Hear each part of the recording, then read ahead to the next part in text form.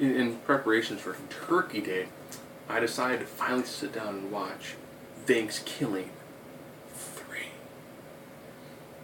on Amazon Prime. You're probably thinking, I remember Thankskilling 1, which dealt with like a cursed radioactive undead turkey. How in the world did they go from 1 to 3? Why did they skip 2?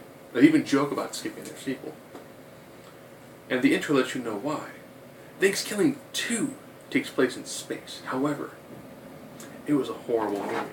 So therefore, Thankskilling 3 is the hunt for Thankskilling 2. There's a lot more budget in this one. So there's a tremendous amount of upgrades in the puppetry. You know, the main turkey puppet looks good. Most of the family looks pretty good. They actually did puppetry on a grandma. That's actually pretty decent puppetry. A worm, a talking pie, a bunch of little robots, a weird other sort of puppet. So a lot of puppets.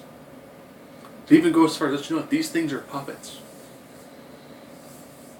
And it's so low budget, you do actually see like the sticks for moving the arms and the strings for the legs, the sticks for moving the whole bodies around. I mean, they really, really let you know that this is very low budget.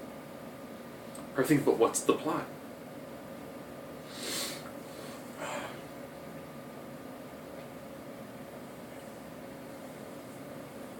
With Thankskilling 2, the videos are all being destroyed with the exception of one. So the turkey is now crossing dimensions to get the tape, because the tape has a very specific Deus Ex Machina sort of purpose that requires more dimensional hopping. Yeah, so we have a puppet turkey trying to get a copy of the sequel that he was in, where he was in space, for a very specific reason, while at the exact same time other puppets are trying to stop him because of a huge convoluted backstory. If you're a fan of the first one, which you should be, it's super over the top, horrible, but it takes it like the fun trauma side. This film very often crosses the line between like funny absurdity and stupid absurdity, between the line of like good trauma and like bad trauma. They do a lot of jokes that are way too forced. Did I mention the puppet grandma as a rapper?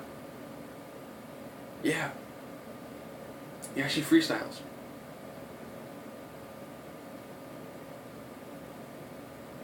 And there are people in powdered wigs. Because of how they celebrate Thanksgiving. It's got a lot of just kind of go, wait,